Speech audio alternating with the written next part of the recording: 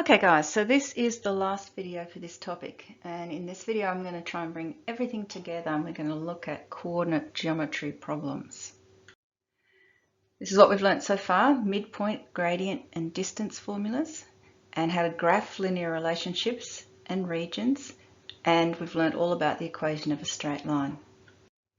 So firstly, let's define coordinate geometry. It's the study of algebraic equations as graphs. And that'll include linear equations as well as nonlinear equations. Okay, we're going to begin with parallel lines. Now recall that two lines are parallel if their gradients are equal. So we might get a question like this: show that the lines y equals negative 2x plus 5 and 4x plus 2y plus 7 equals 0 are parallel. So what we want to do is find the gradients of both of those lines and show that they're equal. Now the first one's easy because this is in the form y equals mx plus b, and the gradient is going to be the coefficient of the x. So the gradient is negative 2, and we're going to call that m1 because it's the first line. The second line, I'm going to have to turn this around into y equals mx plus b form. So I'm going to start with y being positive, which is on this side, so the 4x and the 7 are going over the other side. 2y is equal to negative 4x, take away 7, divide everything by 2. And so I get y is equal to negative 2x, take away 7 on 2, and the gradient is negative 2, which I've called m2. And then we'll just conclude, since the gradients are equal, the lines are parallel. Or we could ask you a question like this: find the equation of a line through the point negative 1, 2, parallel to the line 3x take away y take away 1 is equal to 0. So again, we're going to need to turn this around into y equals mx plus b form so that we can get the gradient. So y is equal to 3x take away 1, the gradient is 3. And now we've got a gradient and a point. So all we want to do is use the point gradient formula to get the equation of our new line. So this is x1, this is y1, and this one is m. So let's substitute it in. And then expanding this side out, I'm going to get y take away 2 is equal to 3x plus 3, and then just bring your negative 2 over, and I'm going to get y is equal to 3x plus 5. Now two lines are perpendicular if their gradients multiply to give negative 1. We might get a question like this: show that the following lines meet at right angles. Y equals 3x take away 1 and x plus 3y take away 2 is equal to 0. So what we need to do here is work out what the gradients are, multiply them together, and show that we get negative 1. The first one's easy, isn't it? Because this is already in the form y equals mx plus b, and so the gradient is 3. This one we need to turn around. I'm going to make y the subject, so 3y is equal to negative x plus 2. Divide through by 3, and there it is in that form. Now what is the coefficient of the x? Can you see that it's negative 1/3? So our gradient is negative 1/3. Now all we have to do is multiply those two numbers together and show that they're equal to negative 1, which they are. So we're just going to finish off by summarising. Since 3 times negative 1/3 is equal to negative 1, then the lines are perpendicular and they meet at right angles. If we want to find the gradient of a line that's perpendicular to another line, what we do is take the negative reciprocal of the gradient. So we basically start with a gradient, we turn it upside down, and then we negate it. So basically, if it's positive, we make it negative. If it's negative, we make it positive. So we saw that in the previous example where we had the gradients 3 and negative 1/3. Can you see how negative 1/3 is the negative reciprocal of 3?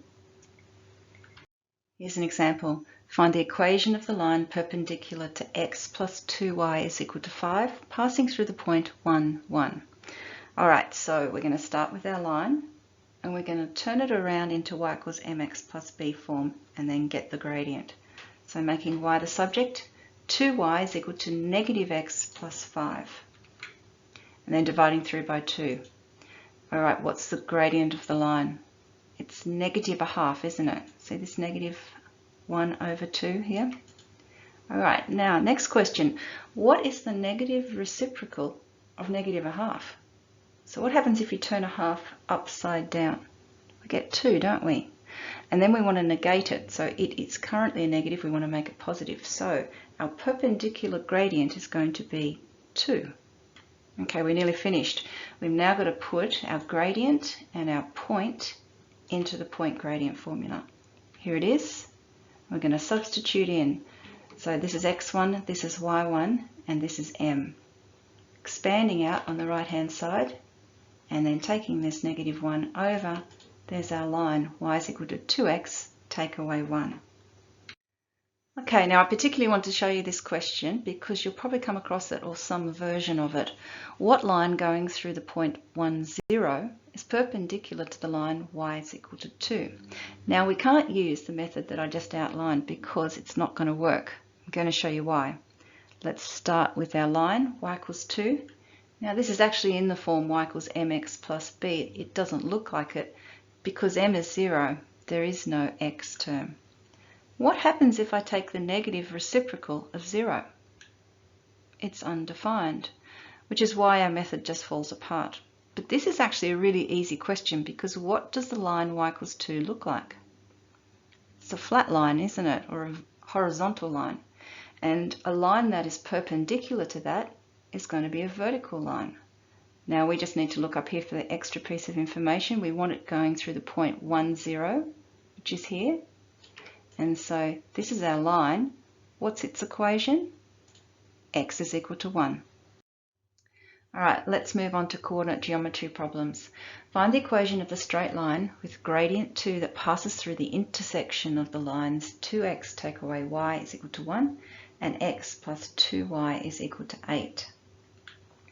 Now, firstly, we're going to need to find the point of intersection of those two lines there.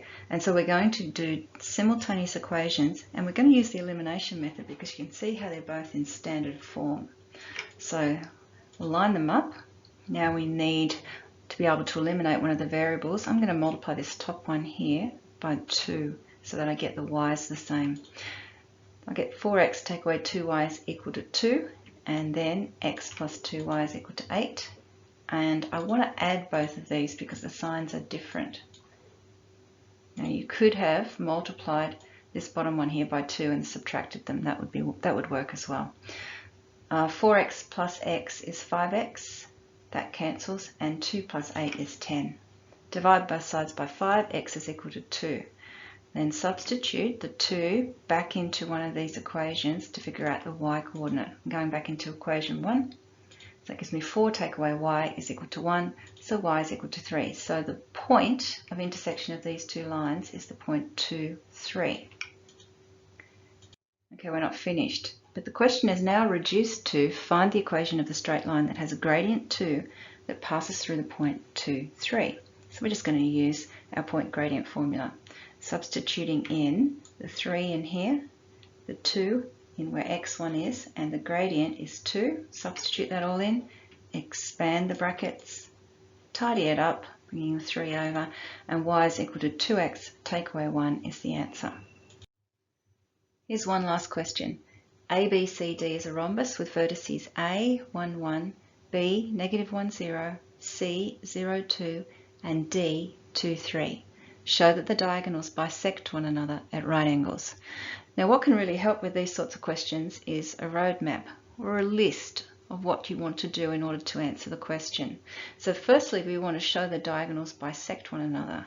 So we want to find the midpoint of those diagonals and then show it's the same point. Now one thing I should point out, when they write A, B, C, D is a rhombus or whatever shape they say, it's in order. So as we go around the shape, start at A, then B, then C, then D. So the diagonals are actually going to be AC and BD. We don't need to plot the points to figure that out. Secondly, we want to find the gradients of the diagonals and then show that they are perpendicular to one another.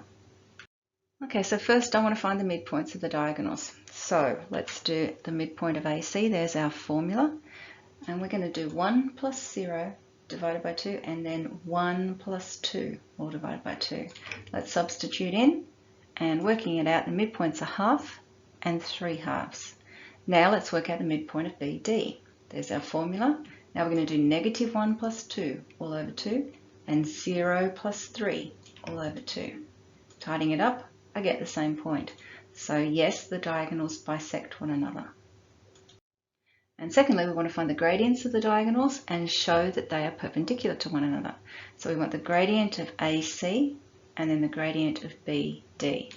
All right, here's the gradient formula. So we want to do y2, which is going to be 2, take away y1, which is 1, all over 0, take away 1. And when I tidy that up, I get -1. All right, and then the gradient of BD, so we want to do 3, take away 0, on 2, take away -1. And when we tidy that up, we get 1. So because when I multiply -1 by 1, I get -1, remember that lines that are perpendicular, the gradients will multiply to give -1. Because we get that, then the diagonals are perpendicular.